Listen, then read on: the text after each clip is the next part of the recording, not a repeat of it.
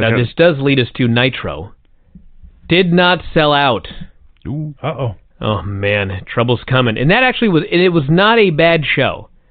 It wasn't a great show, but it wasn't a bad show. And you know what's great about this Nitro? I'm going to praise this Nitro momentarily here. So, about a month ago, we were reviewing Nitro, and I was all pissed off because it was the same show every single week. Right. Well, finally, things have changed. Now we've got an NWO, and we've got a Wolfpack. Great. They're building up to a feud. WCW's on the back burner. Nobody gives a shit about them. That's patently obvious. But they're building up a feud between those two, and they're also planting a seed for an internal split of the black and white as Bret Hart is fixing to turn on Hulk Hogan. Yeah, yeah. I watched this show and I thought, it's going off the rails. And, like, total bullshit's coming. But right now they have a plan. It just all went awry. So Nitro 142, also June 1st, 1998. Before we begin, can I remind us that when Nitro went off the air last week, the Red and Black had given Sting a shirt, and he was about to do something, and they went off the air. Right. Did we have a recap of what happened? No. All we had was, throughout the show, apparently Thunder ended the exact same way. With Sting holding a black and red t-shirt and conflicted. So they opened with a video showing the many faces of Sting over the years. Mike Tenay said, "The future of professional wrestling hangs in the balance," regarding Sting and a t-shirt. Say it once, I'll say it 1,000 times. WCW's video packages are garbage. Pretty much. They're this still is better than many, but it's stuck in the 80s is what they are. This is high school level at best. Yeah, no, I know. You're right. They're barely better than we watched those 86 shows, 87 shows. Those videos are better. Was this any better or worse than that Ric Flair video we've seen 9,000 times? It may have been exactly the same. It was exactly the same. Instead of Ric Flair. A limousine arrived, and J.J. Dillon got out, followed by Dallas Page, Booker T, and Goldberg. What a crew. That's Team WCW. You know what? That is a better Team WCW than I would have thought of before the show. That's true. They have 3 solid guys. Had clips from Thunder of Lex Luger trying to recruit Sting into the Wolfpack. Wasn't it funny that we just watched an NWA show and Luger cut a great promo, and then here he was cutting another great promo? I think we've seen 10 years later. We've seen so many bad promos in 2017 that Lex Luger is all of a sudden like a good promo. I buy that. This was not his reputation. No. High standards. Standards have, in fact, slipped in the era of 20-minute, badly written scripts. Jerry Flynn versus Ernest Miller. Speaking of bad. I could not believe they opened with this.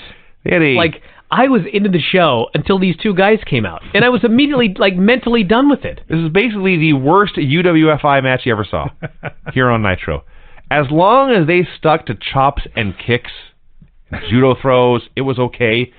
But then they tried to, like, run the ropes, and disaster. It went way too long. Cat won with a missed kick. Am I wrong on that? No. You know what's funny is there was that famous Benoit Regal match at the Pillman Memorial Show. Yes. Where they went like 20 minutes, and it was unbelievable, and they never hit the ropes once. Yep. Why did these guys even have to hit the ropes? I don't know. Like, no one could just say, go in there and have a fake MMA fight and just get out of there. Like, why do you have to do pro wrestling if you can't? The Wolfpack arrived in their own limo. Fans went crazy. Larry was blown away by the cheers for these people. Yeah, keep in mind, at the end of last week's show, and at the beginning of this week's show, the announcers are still pro-WCW, and they can't understand why anybody would be cheering for the NWO Black and Red. Yeah. Wolfpack came out to their new song. So dope. It was awesome. Till the 18th time I heard it on this show. Shivani openly demanded all the announcers shut up and listen to the song. He did. He's like, hey, they got new music. Let's all be quiet and listen to it. I was like, did they do that when the NWO first debuted? No, like, hey, these guys got cool music. Let's listen. Then we'll do commentary. So, I love that all these guys come out, and they've all got the black and red shirts on, and they've all got custom gear like Nash and Savage. And then there's Rick Rude, who still is wearing a brown suit. Fine with me. He was the best guy on the show. So Nash did a survey. Lex tried to recruit Sting. Here's where it hit me, by the way. Why does everyone want Sting on their team? He got like one win in 2 years, and it was this title reign was a disaster. Well, on paper, he's the best. No, actually. But On paper, it says LLLL. It is baffling. So, let's see. So Luger's running his mouth for a while, talking about how great it is to be a part of the Wolfpack. He says, we've all been in the limo. And he looks at Nash. He says, we were having fun in the back of the limo. And then he turns and he looks at Liz. And then everyone else turns and they all look at Liz. And then Savage looks around at everyone turning and looking. He looks at what they're looking at. He looks at Liz. And he pauses. And he pats Lex on the back. What the hell was that? That was so creepy. That was really, really, really creepy. So, Luger referred to Hogan as limousine riding and jet flying here with Ric Flair and Limbo. Right. They went on and on and on and on and on, and finally Luger and Nash challenged Giant and Hogan to a match. Clips of Bret Hart on Thunder trying to recruit Sting. Raven and Saturn versus Public Enemy. May I? Please. This fucking match was so... He's already laughing. This was the worst fucking match I've ever seen in my life. So, first off, Raven comes out with his geeks in their... The Wright Squad. Wright Squad outfit. And apparently it was not a symbolic firing. Raven actually fired the flock to get Saturn back. So they're a team now. So, they're a team, and Raven's still not getting along with the guy. He's trying to command him. Saturn's not happy about it. So then this fucking match starts. It's heat on Saturn. It's absolutely the sloppiest thing you've ever seen. He starts making his own comeback, and it's totally sloppy. Who decided to do Raven and Saturn versus the Public Enemy in an all-in-the-ring, no weapons, just wrestling match? Raven gets a blind tag, accidentally hits Saturn, which also they fucked that spot up. Raven and Saturn go face-to-face. Public Enemy takes them out with a mistimed clothesline. Rocco hits a flip dive on both of them. Hits Saturn with their finish, which is a drive-by, but for reasons unknown, they don't pin the guy. They decide, well, we could win, but we got to put Raven through this fucking table. So Raven's on a table, and of course, it's WCW. So instead of getting just like a real cheap table that's going to break, they get a table that you'd see at like one of those 1950s schools where they took apart a World War II submarine to make the frame for it, and they got oak on top. This fucking thing does not break, and Raven is just smashed by this Rocco Rock. Rocco goes down, and I guess Raven told him, do it again. So, we just got to stop the match, because we got to get our fucking shit in here. Raven stays on the table, which is collapsed. The legs collapsed, by the way. Rocco goes back in. He does it again. Saturn runs Grunge into a chair that Rocco is holding. Raven gets the pin. At least the disaster of a match is over. But there's more. Saturn is angry because Raven stole the pin. That's what they wrote down on paper. But what they did in real life was Saturn hits his move, and then he just stops the match. And he turns around, and he walks to the ropes, and he raises his hand, and he starts celebrating like the match is over, like seconds go by. And then Raven jumps on top and pins this guy. Now Saturn is all of a sudden mad. So, Raven's upset. A fucking train wreck of a match. That's not the only reason. He's upset now that Canyon has been rehired. And he explains, I got these security guys to keep myself safe. And to keep you safe, Saturn, I've rehired the flock. Saturn's angry, even though they just got back together. The flock is out here. He signed Saturn to face Canyon at the Great American Bash. Saturn is not happy. And do you know what I got out of all of this? Besides the fact that it was absolutely terrible television and a horrible match.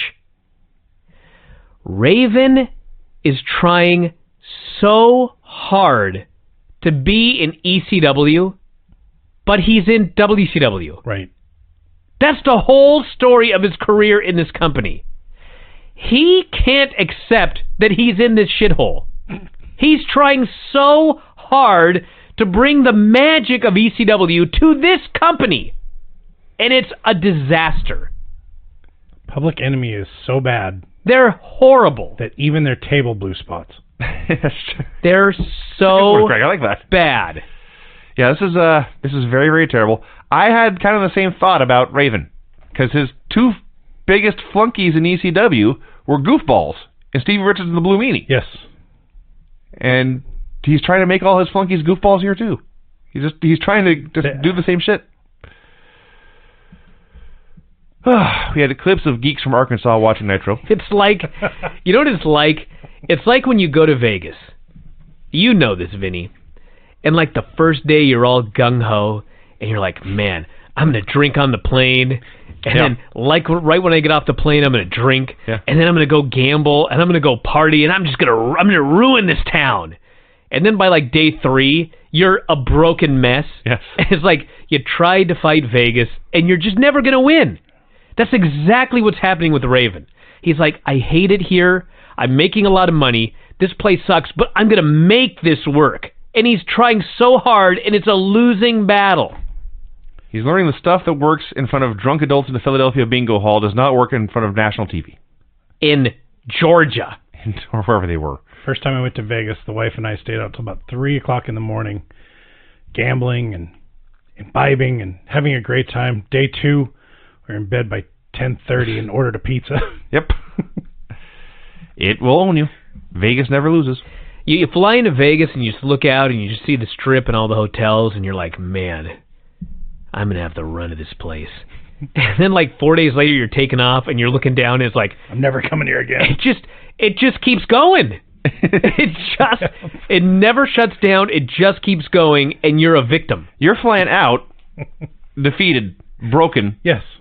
Miserable, and not miserable, defeated and broken for sure. And then you watch another plane going down, and you think, someone on that plane is thinking the same thing I thought 4 days ago. Exactly. You're in the line, like, when you get there's the big line for the taxis, and everybody's so excited they're getting their taxi to go to town. Mm-hmm. And then, when you're coming to go home, you see that same line of people, and they're so excited, and you're just like, you guys are so stupid. You just turn around now. Don't you know what you're in for? Just go home. We're going to Vegas in August, and I can't wait. I can't wait either, but I'm going to be leaving thinking the same thing. I know, but I love it. Alex Wright and Chavo Guerrero Jr. doing this match. It's a wrestling match, and 2 minutes in, Chavo snaps. He takes him down and lays him in the ground and pound. Has to be pulled off. And like a minute later, Alex puts him in an STF. Chavo could not tap out fast enough. What? It's true. Why? I don't know. Especially... Why are you talking about what happened next? Well... Eddie comes out, because after tapping out, Chavo pops up to his feet and wants to fight more. I think that's why, theoretically, he wanted to tap out quickly so he could get back on the offense on this guy. He didn't care Did if he think wanted... it was a best of 3 falls match? It doesn't work like that. I understand that, but I think... Those aren't the rules. I think in storyline, he wanted to get out of this move quickly so he could start... Is he a kickboxer who's trying MMA and figures if he taps out, everyone will think the other guy's a pussy? Again, I didn't write this. It's just what I got out of this. So, Eddie... tries to make peace between Chavo and Alex. Alex just disappeared. Eddie cuts a promo saying, Chavo, I just talked to the whole family, your dad, my brothers, grandma. Everyone's very proud of you and the change you've made. We don't have to wrestle anymore.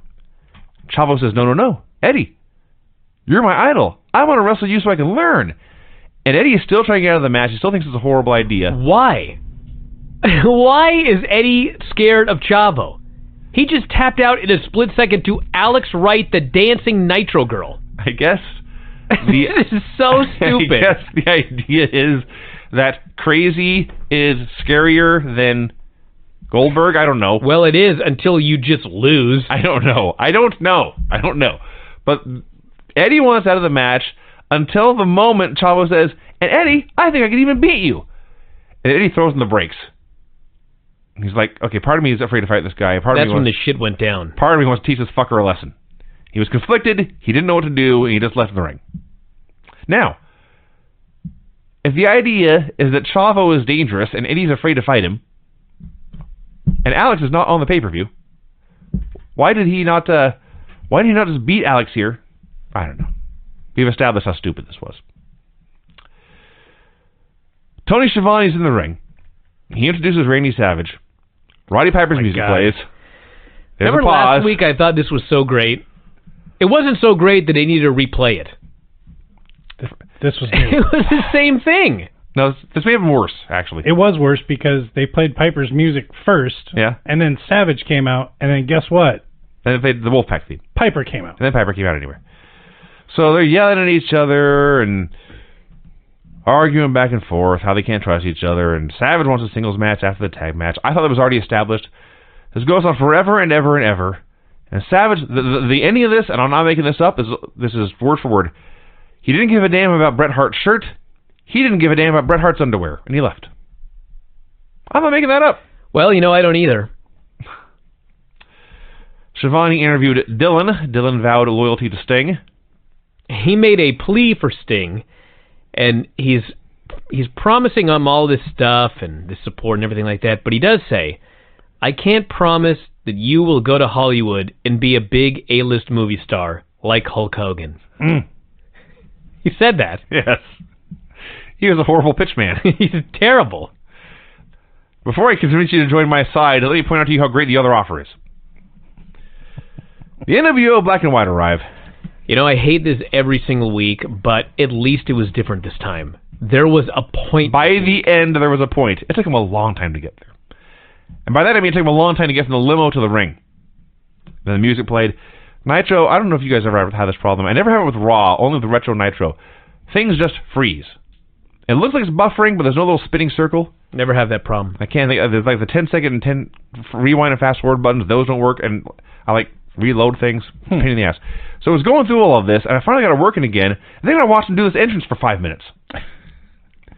So Hogan makes a pitch for Sting. Oh, Lex and Kevin Nash had challenged Hogan and Giant to a match tonight. Hogan accepted here. And then Hogan said he has faith in Bret Hart. His partner. Yeah. And Piper had said Bret Hart never wore an NWO shirt. And so Bret unbuttons his shirt here, his overshirt, to show a Hulk Hogan t-shirt. This proves his loyalty, he says. Hogan's convinced. He runs his mouth for a while. But yes, Bret has not worn an NWO shirt. He's clearly fucking with Hogan. He has a plan in mind. Now he's close to that title. He's still willing to beat the hell out of Randy Savage and Roddy Piper first. So he's still kind of a dick. I don't know, it might have just been me, but when Hogan was cutting his promo, Bret looked completely bored. Well, usually. His whole WCW run. It's hard not to. Actually, when they were in the ring later, it was an even better example. Yeah. Conan versus Lenny Lane. This was a man wrestling himself. It's true. Lenny stood there as Conan circled him doing holds, and then Lenny sat there as Conan circled him doing holds. They kept trading cradles. Lenny did the worst La Magistral ever. And then Conan won with a cradle DDT and Tequila Sunrise. I don't know how he's not getting over with his ab shine. Absolution. Yeah. Shivani brought Kurt Hennig and Rick Rude out for a promo. Abhorrent. That's what I call his segments.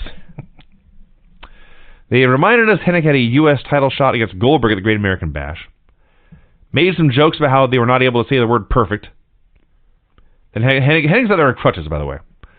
He says, look, in preparation for this match against Goldberg, I have been working out with Brad Rangans and Don Fry. And Brian Johnston. And I have suffered a twisted knee. We need Conan out here, they say. They bring Conan out. They say, Conan, J.J. Dillon has booked me in Mickey Mouse towns all over the U.S. against Goldberg. Clearly a conspiracy to wear me down before the bash. I need you to fight in those towns for me. Conan had nothing to worry about, or told them they had nothing to worry about. So he take care of it because he was Bowdy and Rowdy. Hennig promised to face Goldberg at the bash, and said by the time he was done, they'd be calling him Bill Gold Turd. Rick Rude saved this segment here. Rick Rude was so awesome. Rick Rude spoke and you just listened because you were afraid if you didn't, he was going to catch you and you'd get in big trouble. True. He'd beat your ass. He's so great. And he called him Wee Willie.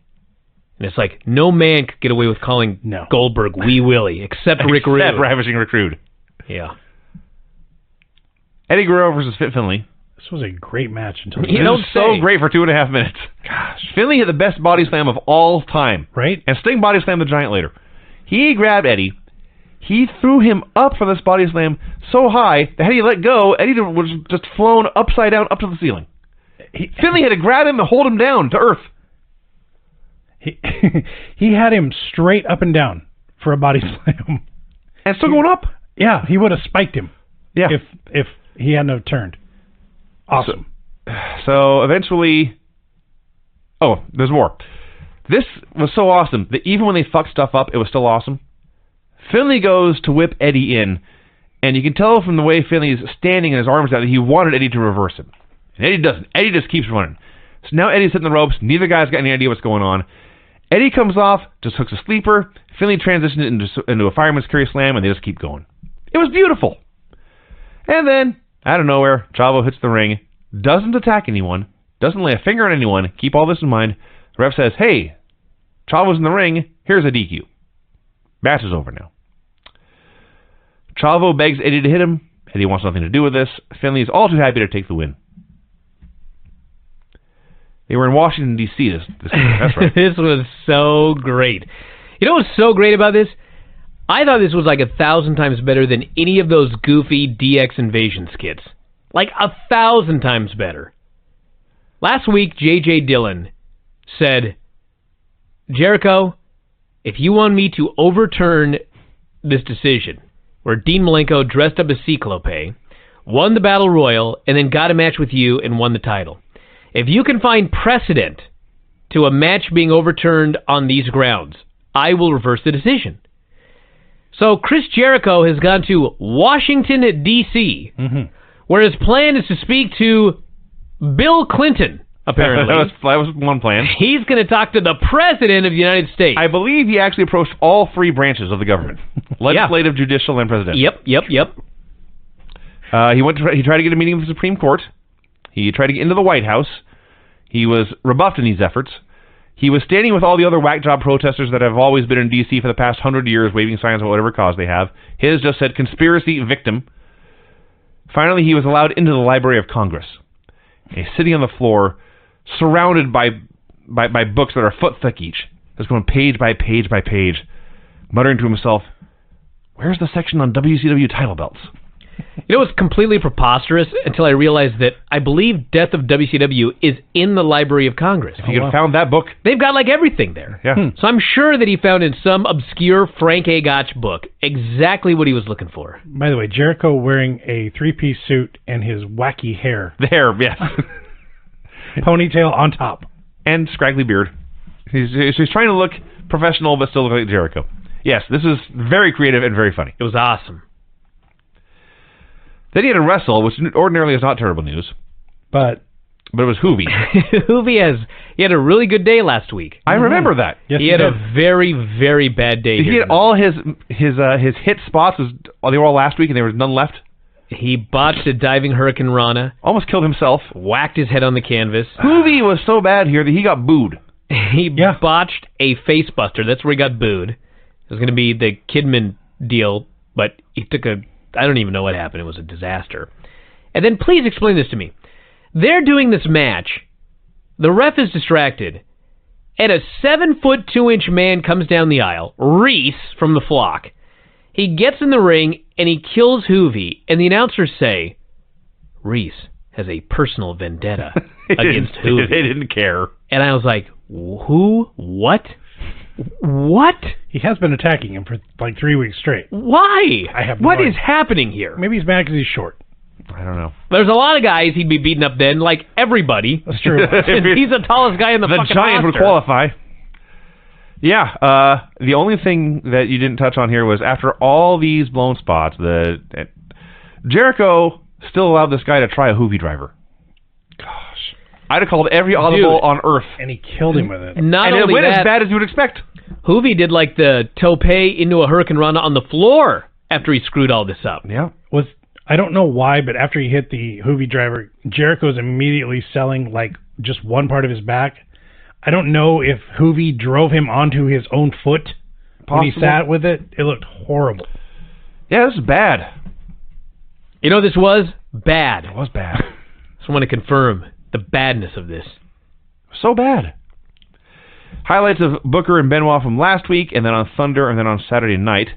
So Benoit was coming in tonight up 2-1 in the series. So we have Benoit and Booker T. It's one of those matches where they're wrestling for like 6 or 7 minutes, and you think, this is good, but it's nothing special. Mm-hmm. And it's like 1 minute of awesomeness, and they do a finish. Last minute was great, and Booker makes his comeback and the place is going nuts, and he tries a suplex, but Benoit cuts him off and locks in the crossface for the win. Now he's up 3-1. They re-aired the Sting video package, the same way that opened the show. Dallas Page versus Scotty Riggs. Like 10 seconds in, Sick Boy comes off the middle rope and attacks Dallas Page. This is not a DQ. No. Chavo got disqualified for stepping through the ropes.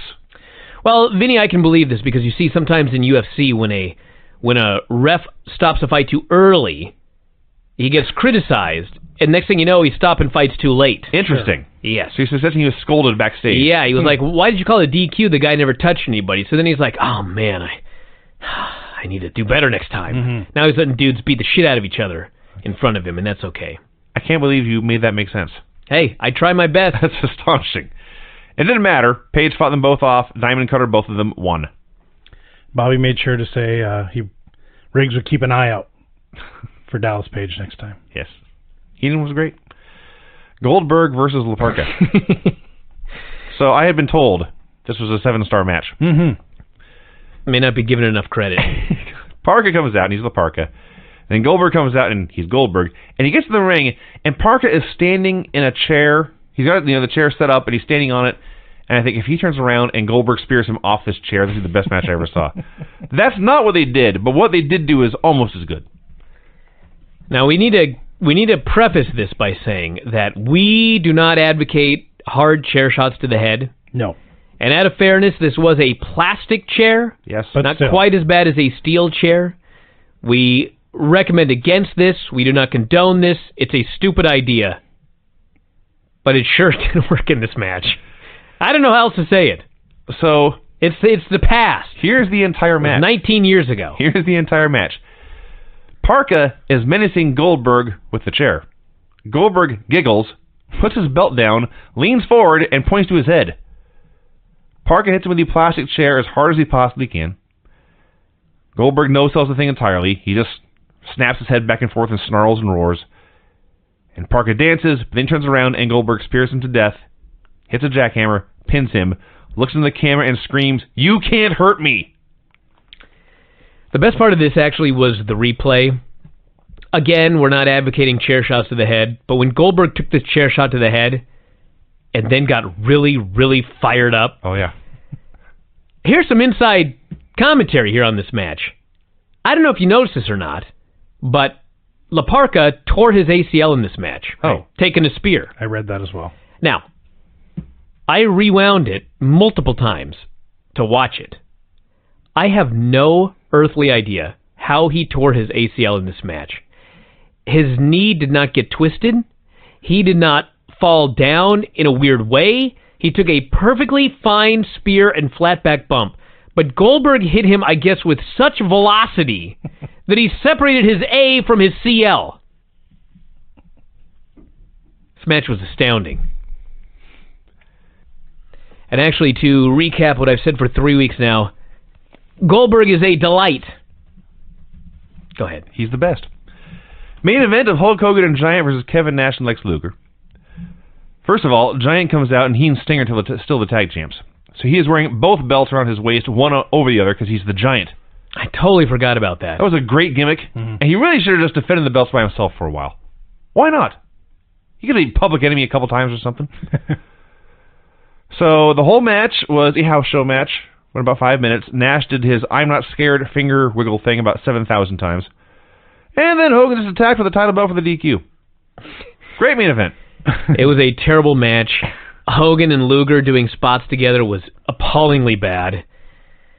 And yeah, Nash, what happened was, to recap the match a little better at least. Really? They're beating on Luger for a long time. Luger's trying to make the tag. This is very important, actually. This is very important. The whole idea of this match, as described earlier in the show, is the Wolfpack wants Sting to join them. The NWO Black and White also would like Sting to join them, right? Yes. Correct. So Nash and Luger make a challenge to the NWO to have a match, and they vow to show Sting why he should join the Wolfpack. Sure. Okay. So in this match, The black and white cut off Luger, and they beat on him, and they beat on him, and they beat on him, and he's trying to tag, and he's trying to tag, and he can't, and he fails for so long that finally Nash just gets in the ring, and it goes to a DQ. So they proved nothing. No. The whole concept of the match was to prove that they were better than the NWO, and when the match was over, the NWO, the black and white, was clearly better. I'm pretty sure that Hogan said the same thing. Yep. And he was so desperate to impress Sting that he just grabbed a belt and started hitting guys for a DQ. If I were Sting, I'd have jumped ship immediately to Smoky Mountain or something. Just get out of here. Well, that's not what happened. Match was nothing but punch, kick, punch, kick. You're forgetting the long stretches of standing there doing nothing. Gosh, it was boring. So at this point, the crowd all gets to their feet. The announcers note they are in anticipation of something big going down. Really? Now that the wrestling is over, we can get to the important stuff. Sting descends from the rafters. He removes his trench coat to reveal the NWO black and white shirt. Everyone boos. Hogan gives him a big hug, but then Sting lays Hogan out with a clothesline. And then Sting grabs the Giant and gives him the easiest body slam you ever saw. Mm-hmm. It's one of the best body slam ever if Finlay hadn't destroyed all notions of what a body slam could be with Eddie Guerrero earlier. Great. And of course, Sting tears off the shirt, which gave him a lot of trouble. Yes. Newfound respect for Hulk Hogan here. Sting's got his black and white shirt with a black and red shirt underneath it. Mm-hmm. Both size XXL. Maybe 5XL. Well, you had to hide the harness. Yeah. They're so gigantic. And he's trying so hard to tear this shirt off, and it won't come off. And he won't just take the shirt off. Oh. He's got to tear it off. Yes. Time stood still. It's sad. Hogan always pre-cut his shirt, see? He had more experience.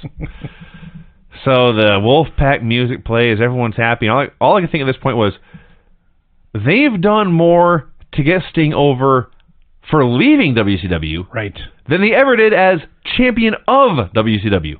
He's a much bigger star right now. This was the first time And he's not even the biggest star in the group. This is the first time after a main event on Nitro in months I had a smile on my face. So did Sting. This was great. Sting was so happy. He smiled for the first time in 2 years. Yes, he's all excited. Yeah. He's happy. And then, to bring it all full circle, the announcers are so excited that Sting has joined the Wolfpack, and they are talking about how the Wolfpack is the strongest organization in wrestling today. Yeah. The announcers finally jumped ship. They did. Even the announcers don't care about WCW anymore. And then the best thing I've seen all time, all my life, the black and whites at ringside beside themselves. They don't know what to do. The Wolfpack's in the ring celebrating. And they play that song again, that new song that debuted at the start of the show, and Kevin Nash loses his mind. And he begins to dance. Mm-hmm. And he was not holding back. His hands are up on top of his head like wolf ears. He's kicking his legs from side to side. You've never seen Kevin Diesel. Diesel. Oz. Oz. Well, ironic you should bring up Oz because the visual I had was the Scarecrow from The Wizard of Oz dancing, but 7 feet tall. Yep. It was a sight to behold, let me tell you.